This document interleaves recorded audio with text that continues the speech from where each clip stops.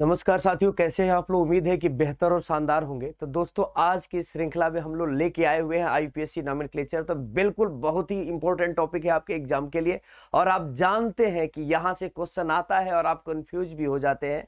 तो आइए, इसकी पूरी सीरीज लेके आ रहा हूँ। इसको दो पार्ट में, ये पार्ट 1 है जहां पर हम सेचुरेटेड और अनसेचुरेटेड एल्केन, एल्कीन और एल्काइन को पढ़ेंगे, और दूसरे पार्ट में हम लोग क्रियात्मक समूह यानी एल्डिहाइड, एल्कोहल और जो भी आपके कीटोन है और कार्बोक्सिलिक एसिड है, इन सभी को पढ़ेंगे। तो दोस्तों, आइए शुरू करते हैं आज की क्लास। और बिल्कुल, अगर आप चैनल पे नए हैं तो सब्सक्राइब करके जाइएगा। अगर वीडियो अच्छा लगे तो लास्ट में एक लाइक और साथ में एक प्यारा सा कमेंट जरूर दीजिएगा। तो शुरू करते हैं आज की ये क्लास। बिल्कुल दोस्तों, तो आइए देखते हैं सबसे पहले कि हाइड्रोकार्बन, आप जानते हैं ना, ऑर्गेनिक कंपाउंड जो होता है वो कार्बन का कंपाउंड है। तो कार्बन हमेशा सबसे ज्यादा वो हाइड्रोजन के साथ यौगिक बनाता है। तो कार्बन और हाइड्रोजन के यौगिक को ही हम हाइड्रोकार्बन कहते हैं। और हाइड्रोकार्बन यौगिक दोस्तों दो प्रकार के होते हैं, एक को कहते हैं सेचुरेटेड और दूसरे को कहते हैं अनसेचुरेटेड। कार्बन के पास आप जानते हैं ना, 4 संयोजकता होती है, 4 वैलेंसी होती है। अगर सारी की सारी वैलेंसी सिंगल बॉन्ड से बनी हुई हो तो उसको संतृप्त बॉन्ड, संतृप्त हाइड्रोकार्बन कहते हैं। इस बात को याद रखिएगा। इसमें सभी संयोजकता जो होती है वो सभी संयोजकता जो होती है ना, वो सारी की सारी संयोजकता वो एकल बंध के द्वारा बंधी होती है, यानी सिंगल बॉन्ड होते हैं। सारे संयोजकता में क्या होते हैं? सिंगल बॉन्ड होते हैं।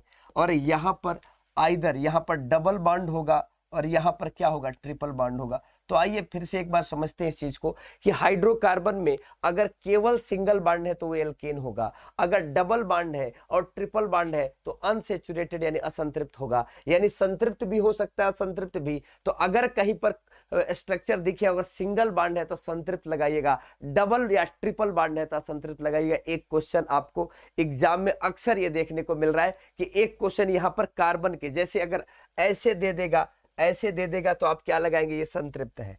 ऐसे कुछ भी ऐसे करके दे दे आपसे तो ये संतृप्त है। देखिए, इसमें हर जगह सिंगल बॉन्ड है। लेकिन अगर कहीं ऐसे करके कुछ दे दे तो ये क्या है? ये आपका असंतृप्त है। अगर कहीं पर ऐसे दे दे दोस्त तो ये क्या है? ये आपका बिल्कुल ये असंतृप्त है, क्योंकि यहाँ पर ट्रिपल बॉन्ड है। अगर ट्रिपल बॉन्ड पाया जाए या डबल बॉन्ड पाया जाए तो असंतृप्त होगा। अगर सिंगल बॉन्ड पाया जाए तो क्या होगा? सिंगल बॉन्ड पाया जाए तो इसका मतलब है कि वो संतृप्त यानी सेचुरेटेड होगा। तो आइए शुरू करते हैं नेक्स्ट श्रृंखला की तरफ। तो यहाँ पर एक रूल है, एक नियम है दोस्तों। बिल्कुल ये बड़ा दिख रहा होगा, लेकिन सारा मैटर मैंने यहीं पर लिख दिया है, जिस वजह से ये बड़ा दिखाई दे रहा होगा, आप कठिन दिखाई दे रहा होगा, लेकिन ये बेहद आसान तरीका है, बच्चा एक बार में याद कर लेगा। सबसे पहले ये अंग्रेजी कुछ खास नहीं है। यहाँ पे रूट वर्ड है, प्रीफिक्स और सफिक्स। प्रीफिक्स पहले लगेगा, सफिक्स बाद में। मैं रूट वर्ड हूं, मेरे पहले प्रीफिक्स, मेरे बाद में सफिक्स। तो आईपीएससी नोमेनक्लेचर का पहला ही नियम है कि पहले रूट वर्ड याद होना चाहिए, और रूट वर्ड याद हो गया तो नाम के पहले क्या लगाओगे और नाम के बाद का लगाओगे। तो जैसे देखिएगा, ये रूट वर्ड है, तो रूट वर्ड में आप जानते हैं एक कार्बन होगा तो मेथ 2 होता है, तो एथ 3 होता है, तो प्रोप 4 होता है, तो but, pent, hex, hept, oct, non, dec 10वें का डेक होता है। तो इसको रट लीजिएगा, meth, eth, prop, but, pent, hex, hept, oct, non, dec पूरी तरह से रट लीजिएगा। इसको 11 होता है तो अनडेक बोलते हैं। तो इसको याद करिएगा बिल्कुल। ये जब याद हो जाए, meth, eth, prop, but, pent, hex, hept, oct, non, dec, इसके बाद आपको क्या करना है? बस इतना ही याद कर लिए तो मामला क्लियर है। इसके बाद अगर नाम के पहले कुछ लगता है तो उसको मेथिल और एथिल कहते हैं। इसको पार्ट 2 में मैं यूज करूंगा, याद रखिएगा। मेथिल और एथिल का इस्तेमाल वहां करूंगा। यहां हैलोजन में अगर फ्लोरो एफ है तो फ्लोरो, क्लोरो, ब्रोमो, ये सब नाम के पहले लगते हैं, इसको हम प्रीफिक्स कहते हैं। एथिल, मेथिल या क्लोरो, फ्लोरो, ब्रोमो ये नाम के पहले लगते हैं। नाम के जो बाद में लगते हैं उसमें एल्केन, एल्कीन, एल्काइन। अगर सिंगल बॉन्ड है तो एल्केन है, डबल बॉन्ड है तो एल्कीन है, ट्रिपल बॉन्ड है तो एल्काइन है। आप जानते हैं ना इसको, ये सेचुरेटेड है, ये अनसेचुरेटेड है। तो मेरा नाम जैसे मेथ है, तो मेथ के बाद अगर सिंगल बॉन्ड होगा तो मेथेन। मेरा नाम एथ है, तो अगर डबल बॉन्ड होगा तो क्या हो जाएगा? एथेन। डबल बॉन्ड होगा तो एथीन हो जाएगा। अगर किसी के पास ऑक्ट है, अगर डबल बॉन्ड पाया गया तो ऑक्टीन। नॉन है, डबल बॉन्ड पाया जाए नोनिन। ऐसे ही प्रोप है तो propane, double bond propene, triple bond तो प्रोपाइन। यहां पर ब्यूट है, सिंगल बॉन्ड तो ब्यूटेन, डबल बॉन्ड तो ब्यूटीन, ट्रिपल बॉन्ड तो ब्यूटाइन। ऐसे ही पेंट है, पेंटेन, पेंटीन, पेंटाइन। तो बिल्कुल इसी तरीके से हम लोग करते हैं। और आइए लेके चलते हैं। जैसे एल्केन का फॉर्मूला होता है CnH2n+2।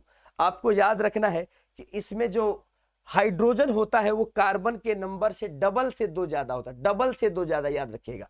जैसे एक कार्बन है तो एक का डबल 2, 2 से 2 ज्यादा यानी 4। इसको मीथेन कहते हैं क्योंकि पहला कार्बन मेथ होता है तो सिंगल बॉन्ड होगा तो एन होगा। 2 कार्बन है तो एथेन, देखिए सिंगल बॉन्ड है। ये एक कार्बन के पास 4 संयोजकता होता है, 3 हाइड्रोजन जोड़ा, एक दूसरे कार्बन को जोड़ा है तो CH3 ऐसे भी ये लिखा हुआ मिलेगा। ऐसे ही C3H8 को लिखा जाता है CH3 CH2 CH3।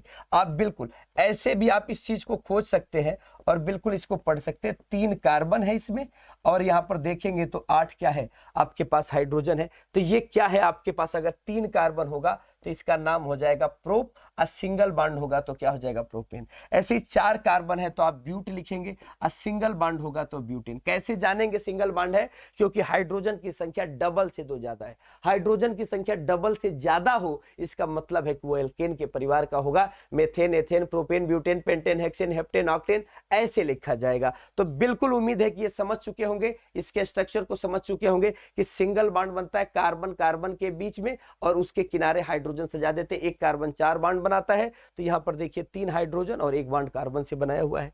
अगर हम बात करें तो यहां पर देखिएगा ये इन दोनों के बीच का अंतर जो होता है CH2 का होता है, तो इसी को समजात श्रेणी भी कहते हैं। समजात श्रेणी में CH2 का क्या पाया जाता है, CH2 का अंतर पाया जाता है। कभी कभी पूछता है इसमें से कौन सी समजात श्रेणी है, तो मेथेन, एथेन, प्रोपेन, ब्यूटेन जो है ये समजात श्रेणी है। लगातार जो बाद आता है ना वो CH2 के अंतर के बाद बनता है। दोस्तों यहां पर अगर लेके चले एल्कीन के तरफ, तो एल्कीन में केवल हाइड्रोजन की संख्या कार्बन के 2 गुनी होती है। क्या याद रखिएगा, केवल डबल हाइड्रोजन होता है, डबल हाइड्रोजन होता है, बस यही याद रखिएगा आप लोग। कार्बन का डबल क्या होता है दोस्तों, हाइड्रोजन होता है। जैसे 2 है तो 2 का डबल 4, 3 है तो 6, 4 है तो 8, 5 है तो 10, 5 है तो पेंटीन हो जाएगा, ई लगेगा। 4 है तो ब्यूटीन, ई लगेगा, क्योंकि यहां पर डबल बॉन्ड बनेगा। क्यों डबल बॉन्ड बनेगा, क्योंकि अब हाइड्रोजन की संख्या कम है तो कार्बन आपस में संयोजकता को पूरा करने के लिए डबल बॉन्ड बनाएगा और ये असंतृप्त है। तो जैसे ब्यूटीन बनाना होगा तो 4 कार्बन ऐसे ले लीजिए, 1 कार्बन पे डबल बॉन्ड, 4 संयोजकता होती है, 2 बिजी हो गया तो 2 हाइड्रोजन जोड़ लीजिए।